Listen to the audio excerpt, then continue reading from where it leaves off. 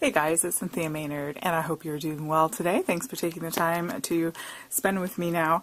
As the title of my video shows, what do you do when you're stuck creatively? Okay, so I know it's not the first time someone's talked about that, but it happens. People who are what we call creatives, your brain just gets stuck sometimes. You know, you've always got these ideas going on in your head, and stuff's occurring, and you're doing things, and sometimes you just get a little bit burnt out, and yet you want to keep up the discipline of creating things, because I don't know about you, but for me, when I have like a couple days in a row and I've not been able to get down into my studio and make stuff, I sort of start to feel, you know, it's like, blah, you know, I mean, you just start to feel kind of not you, because you are creative, and it's your means of, you know, being you. And so it's difficult, you know, like if you go on vacation, you know, and you didn't take something with you or whatever. But anyways, so a couple great tips are, number one, I start to clean, because number one, my craft room always has to be clean. There's always something to put away from the last project I did. And the more I start organizing and putting stuff away, the more stuff I start to see again. And that gets my wheels turning again, and you sort of fall in love with stuff again. So clean, clean, clean. That's a biggie. Number two is art journals. Well, the great thing about art journals is you can prep background pages. Okay, so I have a few different ones going. I've got a Strathmore here. I've got my Canson one here, and I have just one that I've made with some watercolor paper. I've not put the cover on it yet, but it's just sewn together. I've got other ones you've seen me do that are in here somewhere. Mad Hatter one that I'm working on, and I've got lots of things in there. So I've got several journals going on at once, and not any of them, I should say, are really complicated, but in the terms of, you know, having them available. So if it just means making your own, do that, so that you have a space to kind of plop stuff on paper. So here's what I mean by that. So when I'm feeling kind of and I've cleaned a little, and now I'm feeling about that, and and I want to just get some paint down or just get some ink down, and that just kind of helps me use my products.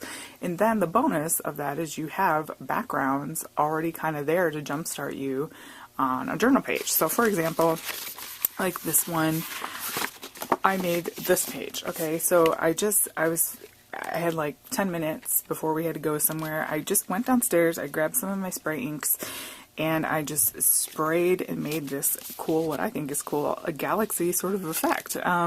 It's dilution spray ink and some Tattered Angels mica spray. And I just kind of made a background, and now I have something that I can go to kind of get me going on a journal page. So I did that. Let's see if I have any other ones. And this one are started. No. Let's see. This Mad Hatter one, I don't think I have any started in here though. Yeah, I just have the one finished one. But this one, again, is just mixed media paper. I got some new paints that I think you saw me haul, and I just started swiping them together. Who knows if I'll paint over this or not, but here I've got something. I'm already started on a journal page. This one, I started stamping some things. I have some silver acrylic and some of the Meyer, can't think of the name of it right now, but that like mustardy color, and then I just did some stamping. So now I've got a page at the ready, kind of a background all done. Here, I sprayed some Dilutions spray, and then I just took what was it? A Tim Holtz one, you know, the ones with the little daubers on top, and the Distress ink. And I just took the dauber and literally went boom, boom, boom, boom, boom, all around. And so now I've got this kind of fun page to kind of get me going. This one was kind of fun. I just painted with some pink watercolors because I was trying out some that I had gotten. And then I put down some mica powder this is from Finnabair, and then I sprayed it with water, and it made this cool, like, it reminds me of rock candy or something, this explosion of inky color goodness. And so that's like cool, like I don't know, but I like it. So I have that to start on sometime. This one I haven't glued down my washi yet. I just put some washi down. I did some watercolors, and then I just took a stencil and lifted that color with a baby wipe. That's all that is. And so that I have that. And this one's just kind of, you know, if I'm testing something out, I'll often, because you can always paint over it, so it's not a big deal. But so I have that one going. I have this one going with some finished pages, but then when I get like a new stamp set or something, sometimes I'll just stamp it out because I want to see what it looks like stamped. So I just took some archival ink and I just stamped out. This is a, let's see, I've got it right here, Stupendous, or Stampers Anonymous, a couple background stamps that I grabbed, and I just started stamping. It's an archival ink, so I can whatever. So I have that. I took the other one and did it in another color. I did this. I did some acrylic swiping again, and stamped on that with some Stampin' Up! Rich Razzleberry. So that's at the ready.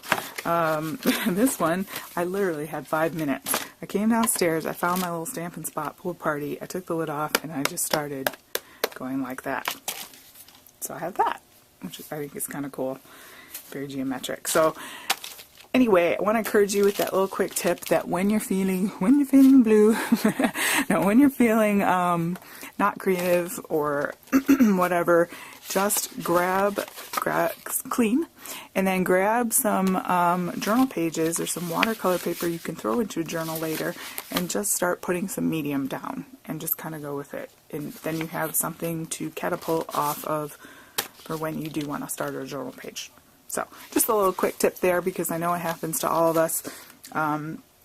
We have a lot of products, and instead of going out and buying another thing to kind of jumpstart our creative, if you're on a budget, shop your craft room, clean it up, find things that you've not used that you intended to use, and the other thing is just slap some stuff down and get going, because even if you hate it later, you can always paint over it, right? So anyway, I hope that helps you. A little quick tip for today. Thanks, guys. Go ahead and hit that like button, and please subscribe to stay in the loop for new videos and subscriber giveaways. Thank you so much, guys, for spending your time with me today, and have a creative day.